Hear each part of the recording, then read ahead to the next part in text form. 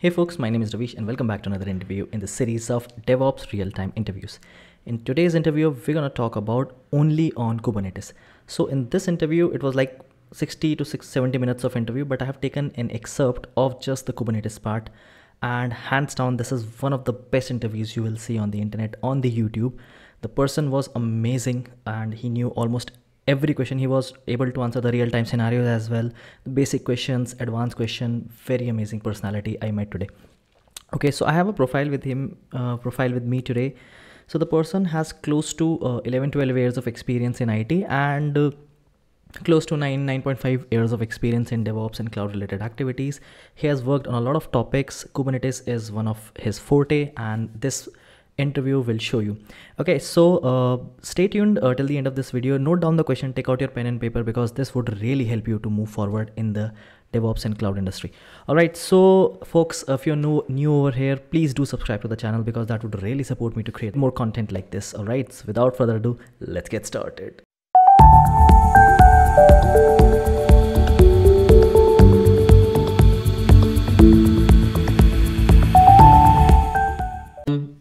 I'll start from the very basic one. What exactly is Kubernetes and why is it so popular for container orchestration? Yeah, so Kubernetes is a container orchestration platform where basically you can completely you can manage the life cycle for your deployments, your application in a single environment, and then you can basically manage the application life cycle easily via code, right? So that is, though you can do that in non-Kubernetes environment as well, but here things are there are a lot of tools, like you can manage the configuration very easily using Helm chart, and then you can write a lot of operators. You can also write operators, custom operators, the way you want. You can get things done. So that is how it basically is so much popular, that you can customize how you want to manage your environment, and then also that is cloud agnostic, right? So you can if you build your application or the infrastructure or the deployment pipelines, it can run in any cloud, right? It is not necessary to be bounded to any particular cloud. So that is the best part of it. And then the third thing is, like, you can deploy the same image in different environments, right? So let's say you build the image and then build once and then deploy multiple times. So that is basically the main advantage of any container platform. Okay. So we often call Kubernetes as self-healing. Can you just walk me through, like, what exactly is self-healing in Kubernetes? So self-healing, so there are two parameters in Kubernetes, like the liveness and readiness probe. So if let's say if you're provisioning a new container, and if it is not getting healthy, so it will not route the traffic to that, right? So that is the best part, because if it is, unless it does not, according to your definition, if it is, let's say you define a health check endpoint, right? So, and you say that, okay, if it passes, then my pod is healthy, right? So if it is not getting healthy, it will not route the traffic to that, even if the pod is running. And then if it is if it is serving the traffic and suddenly the health check probe failed, then it will not serve the traffic to that particular container. All the traffic will be routed to the healthy container. So that is where basically the healingness of the Kubernetes comes into the play, where basically you do not need to manually add, remove things. It automatically basically stop the traffic, add the traffic, or reboot the container and then re-provision the new container. So that is how it is good on the self-healing part. Okay, so a lot of people call Kubernetes as portable as well. Is it true? If yes, then how? Right. So portable, because you can deploy your Kubernetes cluster in any cloud, right? So in any, if you build the image, you can deploy it in any operating system, and then you can, like as I mentioned, it is cloud agnostic, right? So you can deploy the same application, same Helm chart in GKE, in AKS or EKS, right? So that is the best part. That is how it is portable. Correct. Okay, so very basic thing, Kubernetes, we have pods, right? So why do we use them?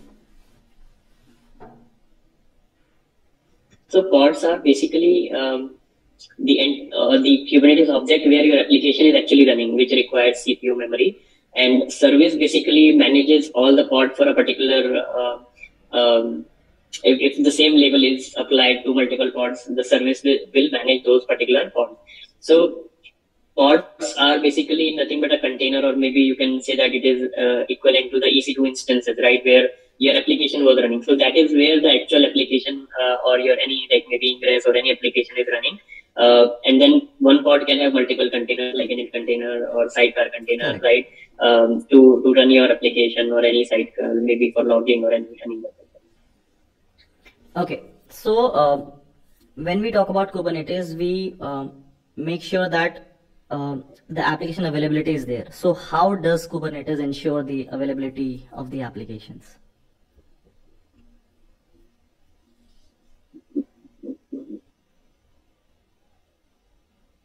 So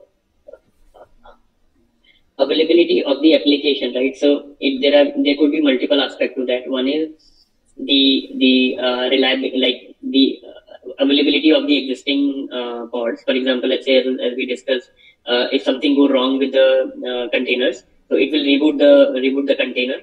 It will restart the container to make sure that if it is rebooted, then it is higher chances that it might come up healthy. So that is one thing that Kubernetes does to ensure the availability of the application. At the other hand, on the scalability side, if more load is coming, then you can have a horizontal pod scaling or vertical pod scaling to increase the availability. Like if the more load is coming, accordingly your application will scale. So that is another aspect of availability. And anything else I can think of? Let me see. Availability. Okay, I'll help you out. You must have worked on replica sets, right? Yeah, right. So how does that work, replica set?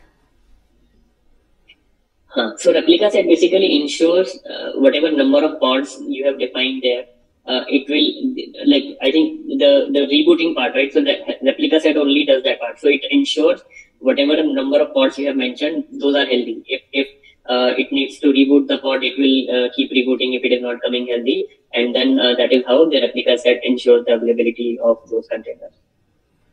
Okay. okay. So let's bifurcate this Kubernetes into two things, Kubernetes deployment and Kubernetes service. Okay, so can you explain me the difference between Kubernetes deployment and Kubernetes service? So Kubernetes service, basically deployment creates the replica set and the pods for that. Basically deployment creates the replica set, deployment manages the replica set, and replica set manages the pods. And service you need to create separately, because service is type of a load balancer, internal load balancer, where it is redirecting, it is acting like a load balancer and redirect all the traffic or distribute the traffic among all the pods which have the similar labels or that belongs to a particular service. So that is how the difference between the service and the deployment set, deployment and service. You're almost there. I'll just provide my feedback on that. So basically service will provide you a stable IP address or DNS name to your set of pods. Okay. It allows other services, or if there is any external client, to access the pod without needing to know their specific IPs. Okay. Right. Load balancer, Right. So it load balances on that based on the internal DNS name. Because this will enable load balancing and discovery within the Kubernetes cluster. Right. Service discovery. Okay.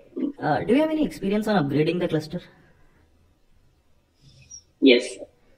Okay. Can you just walk me through an example or your past experience or something? Right. So I did that almost not recently. I did that almost 1.5 years back. So if I'm not wrong, I upgraded from 1.18 to 1.21, and the major thing that what is the current release? So current release, I think right now I am working on 1.23, which is again not very upgraded. I think right now we are on 1.26 or something like that. The latest would be, I think, 1.26, but right now which cluster I'm working on, which is 1.23. which is the minimal supported by AWS. We are planning for the upgrade, but that is where we did that 1.5 years back. So in that activity, the major thing which I remember is the NS name or something like that, name set or something like that was there. So what it does, right? So when we upgrade the Kubernetes cluster, the major thing comes into the picture where the Kubernetes version, right? So let's say the version of the Kubernetes objects come into the picture, right? Whether the new version is supporting that particular version or not. Whether, let's say, if I remember correctly, then pod or deployment, in some of the deployment we used to have, let's say, V1 beta 1, and then in the upgraded version it was not supporting V1 beta 1, and we need to do it. We need to make the changes to the let's say V1 only, right? Something like that. So that you will get to know what all differences, let's say whatever objects have been deployed in the Kubernetes, you can run a command. I'm forgetting the exact name of the command. NS something like that. NS some tool, open source tool was there, which will help you get the insight of where all you need to make the changes in the deployment YAMLs. Or it could be system managed, or it could be your managed deployment YAML. Anything and everything. It will scan the whole Kubernetes environment, and it will give you these are the changes you need to make, and then you can plan and then basically do that. And then when we get to know that, okay, this is the step we need to do, and then we need to upgrade these YAML files. When we upgrade, first we basically let's say we tested it out. Let's say we created a new cluster and tried to deploy this application there, and then these were working fine. And then basically we planned for merging the PRs and then apply.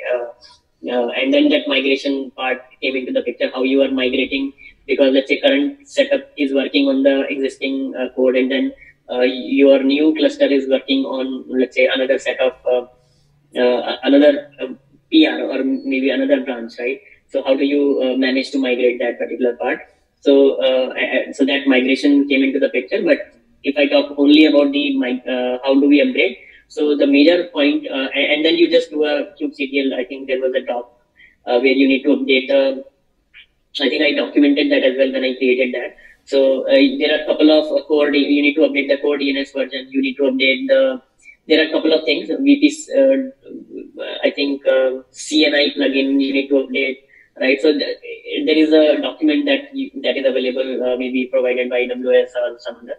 Right, so you need to do a set of steps to upgrade that. Yeah. So the clusters that you were managing, were there managed Kubernetes services or self-hosted clusters? These were managed Kubernetes, EKS, managed Kubernetes cluster. Okay. Any idea about self-hosted clusters? Self-hosted cluster also I have done it initially when EKS in the maybe somewhere in 2018. EKS was there, but it was not so popular or not that mature. So that was my first Kubernetes project. We migrated from EC2-based deployment to completely Kubernetes, and it was the self-managed cluster when I left that company. So they moved to EKS now. So there we upgraded, and it was upgrading the master cluster was a little tricky, and we did that POC before doing it in production, where I think it was a complex process that we did, but I don't remember exactly. I think it is 5 years back. But something like maybe in the dev environment we had the single master cluster. Then first we need to move to a 3-node master cluster, and then basically there are set of commands that you run, and then master cluster upgrade happens. We faced a lot of issues initially when we did that, and looked at the errors and then document.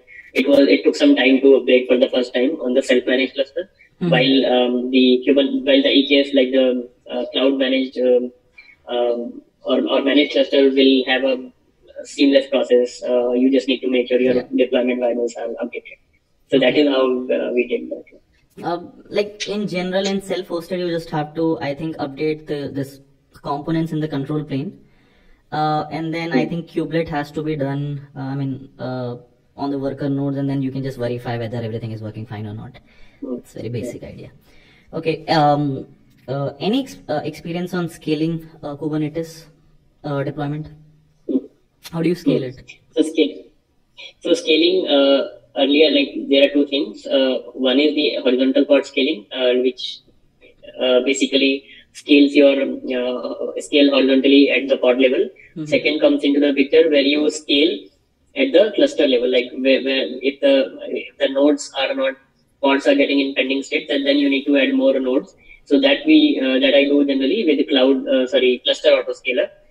And then I tried Carpenter as well, but I think we were facing some issues and we need to do that scaling part early. So I think I left it in between. So cluster autoscaling primarily with cluster autoscaler and horizontal pod scaling. Recently, there is a vertical pod scaling as well, but primarily that is for the, let's say, stateful set generally, where you are not, you don't prefer to scale horizontally, but you want to increase the size, CPU memory of the pod.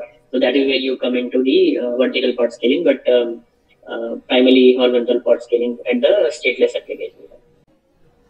So, what is a Kubernetes namespace and why is it useful? So namespace are basically used to create an isolation, right? So if you look at the Linux fundamentals, right? So there are different what we call namespaces only, right? Like file namespace and then network namespace and different kind of namespaces, user namespace, right? So namespaces are primarily to create an isolation where basically you can, within the Kubernetes cluster, you can create multiple, let's say if you have a bigger box, right? So then you can put multiple smaller box inside that, and then you can put your containers. You can define that, okay, these applications should get deployed to this particular node pool, which this node pool belongs to this particular namespace. So you can define the deployment strategy. You can create an isolation between the applications, how they communicate with each other. For example, let's say if your application, some application, let's say, is related to fintech, and you are creating a secrets, right? So if you create it in the same namespace, those secrets are available by default to the application. But if you create it in a separate namespace, those secret will not be available for the applications in different namespace. So that is how basically it creates a layer of isolation within the Kubernetes cluster to make maybe isolation for security purpose, for access management, a lot of purpose you can use it. Just paraphrasing it, I mean, you're correct almost. So it basically allows you to create a logically isolated environment for your application and resources. Right. Useful for organizing and separating resources, access control, and managing resource quotas and stuff. So correct. Right. Okay. So this Kubernetes, how does it handle the persistent storage requirements of the application? Ever worked on persistent storage? PVC, right? Haji, PVC, yeah. Yeah, PVC, right. So basically PVC, let's say in the cloud, right? So you can create a PVC. It will create a separate EBS volume. Let's say if you're talking about AWS, so it will create a separate EBS volume and attach to the particular pod, so that whenever a pod gets restarted or a new pod is coming up, it will attach the same volume to the new container, so that your data you do not lose the data. Right, so and that is how we manage it via, let's say, stateful set. We generally go for PVCs in stateful set, but you can use it anywhere. Okay. How do you use config map? So config map, if you want to define any, let's say, configuration or anything, let's say some configuration, let's say you are deploying something and you want to put some parameter key value base, then you can create a config map and then refer to that in the deployment YML, and then it will be able to use it. Okay. Any idea about Kubernetes service account? Yes. Yeah, can you just walk me through? So service account is primarily for the I have used service account for managing the AWS access. Like, for example, you can create a service account. You can map that service account. You can specify that, okay, let's say your application is running which needs a S3 access. So how do you go about it, right? So you will create a service account. You will attach that service account to the deployment, and then that service account will be attached to a IAM role that you can create using Terraform, right? And then that is how your application will be able to access to the S3 bucket. You can define a policy like a resource-based policy or IAM-based policy. That is how we go about it. Okay. So I think you are, if you are into DevOps, you are already aware about the types of deployment strategies we have, right? One of them is rolling update, right? So how would you perform a rolling update if you are on Kubernetes deployment? How would you perform a rolling update? So rolling update, Kubernetes by default does a rolling update. Like if you make any changes to the deployment or anything, even if you change the timestamp or something, that it will trigger the deployment, maybe patch it, right? So there is a patch command that you can trigger, and it will. So how does it do? It will create a new pod. Let's say you trigger the rolling deployment, and then it will create a new pod. If it becomes healthy, it will destroy the existing one, and then it will create a new pod and then destroy the existing one. So it keeps updating or replacing containers one by one. So that is how the rolling upgrade happens. If the first container does not become healthy, then it will stop, and then basically maybe it will keep trying new, but it will not remove the old one. Okay. Do you remember the command that is used? Can you just improvise? kubectl rolling update, something like that. Maybe I don't remember the command, but yeah, right now we are doing the upgrade via not doing manually. It happens by Argo CD, so not on top. Okay, no problem. So if you want to do it like manually or through command, so you can use kubectl set, or there is something known as kubectl edit.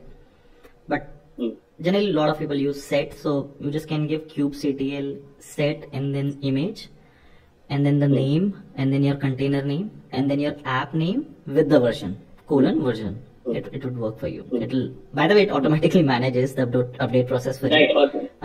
Creating new pods with the updated image, and old pods are terminated, I guess. Okay, this is good. So you were talking about the stateful set, right? In the previous question. So when do you use this stateful set? So stateful set we use when our application that we are deploying is not stateless, right? Stateful.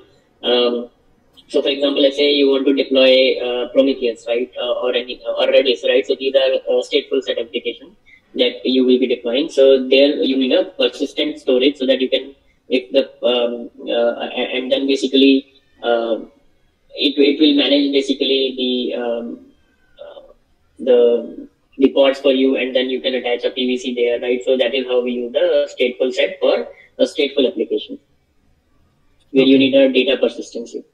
Okay. So are you Kubernetes certified or something? Not yet. I think you can go. I think you can go for it. Okay. So as a Kubernetes admin, if I ask you to secure my Kubernetes cluster, I do not have any information about that. And if I ask you to secure my Kubernetes cluster, how would you do it? I mean, there are multiple ways. You can just walk me through one or two. Secure Kubernetes cluster. So first of all, your cluster should be private, right? So let's say if we talk about EKS, right? So EKS generally give you the public cluster. So then you can restrict the cluster access to, let's say, the VPC idea, right? Instead of 0.0.0, and the node that you create should be in private cluster, private subnet. And once your cluster is in private, you need a VPN to connect to the Kubernetes cluster. Let's say we use Teleport for connecting if it is private, and securing. So you mean Kubernetes cluster security, right? So that is what I can think of. Maybe again the security groups, you can only whitelist the security group in the inbound rules wherever it is applicable. For example, you need to get the request from the Ingress load balancer, so you just whitelist the security group of the load balancer. And then the outbound call, let's say, to the database. The security group level, the overall the cluster should be private. The server should be private and in private subnet. And I think cluster level security, that is what I can think of. Anything that I'm missing? Okay, so like the first one generally people talk about is RBAC, this role-based access control. Okay. Okay. This will limit the access Okay, to access the control. APIs and resources and stuff. Second that I can Right. remember is related to network policies. It will control the traffic between the pods. And then there are secrets and config maps, I guess. It will manage your sensitive information. So secret, yeah, secret, RBAC also, like, I thought you were talking about securing the cluster only, not inside, but yeah. So let's say secrets, right? So I have integrated, primarily I did that in AKS, where basically I need to, so in AKS, the Active Directory, like when you create a AKS cluster, Kubernetes cluster, there is a, you can manage the access using the Azure AD. And then there is a, if I remember correctly, there is a, so basically what we used to do, let's say we integrated the AKS cluster to the AKV, Azure Key Vault, where you just need to update the secrets in the Azure Key Vault, and then application will use it by default. So some work I have done on HashiCorp Vault as well, but right now I'm not doing so. Will not touch much on that. But yeah, maybe in near future I'm planning. But Kubernetes, the secret part, there are multiple ways, right? So you can, let's say for one of the client I use Doppler. Doppler is a paid service, so you can put the whole secret there in Doppler, and then just create one secret in the Doppler. Like you just refer the secret of the Doppler in the application or the secret.yaml file, and then all the values will be fetched directly from the Doppler. The application is integrated with that. So there are multiple ways how do you manage the secrets part securely. It could be like through Vault, it could be third-party tools like Doppler, or it could be cloud-based AKV, like the AWS Key Vault, or Azure Key Vault, right? So it depends how you plan which service or where you want to put the secret. So I think third party makes more sense to me, like something like a Vault or something like Doppler, where you can manage the access. Otherwise, cloud people generally get access. Maybe if you have read access and you don't restrict that, so generally people can fetch the secrets from there. Okay. So you have worked on HashiCorp Vault as well and Azure Key Vault as well, right? Okay. Right. HashiCorp Vault not very recent. Azure HashiCorp Vault not very recent. So I am planning on that. But yeah, I have worked on HashiCorp Vault. Okay. Then it's fine. Okay. You were talking about. So you can ask maybe. You can try asking. I can try to. Okay. Reply. So which one is cheaper? With respect to? With respect to the number of key you can store. The number of key you can store. I mean, they charge with every. To be honest, cost perspective. So I think cost perspective. Cost comparison, to be honest, I have not done for a very big amount of keys. But like if there is a very huge amount of keys, then maybe self-managed vault maybe could be cheaper because you can define the storage, and then storing keys that would not require that much storage part. But again, managing that would be costly. So if you include the cost of everything, like managing the vault cluster, then maybe I can go for a key vault, cloud managed. Otherwise, we can go for HashiCorp. Okay. Not personally worked on Azure, this HashiCorp Key Vault, but have an experience on Azure Key Vault. So what they do is they charge around $5 per key from 1 to 250 keys. Okay. And from 251 to 1500, they will charge $2.50. And I think after that, they charge 0.90. Something like that. I'm not worked on HashiCorp, but in future, like if you work, I mean, this is the comparison. Okay. My last question on Kubernetes would be, you were working, you were talking about this Prometheus, right? So have you any experience on monitoring part of Kubernetes cluster? And if you have used anything, can you just walk me through it? So how do I go about Prometheus, right? So let's say we generally go for different cluster in different environment, and then I prefer Prometheus, or the Grafana should be central, right? So you have a single dashboard to look at all the environment. You select dev prod stage, and then you get the visibility. So there how do we do that? So let's say we have a centralized cluster where we deploy the Grafana, we deploy Thanos, and what Thanos does, and we deploy the Prometheus in individual all the cluster, dev, test, and stage and prod. The Prometheus is running there, and Thanos basically scrape the data from the Prometheus from the individual cluster and show you and integrate with the Grafana in the centralized cluster and show you the visibility in a single dashboard, and then you can filter the data, customize the dashboard queries, and then get the data. So that is how I do it. Okay. Yeah, I think I'm done on this.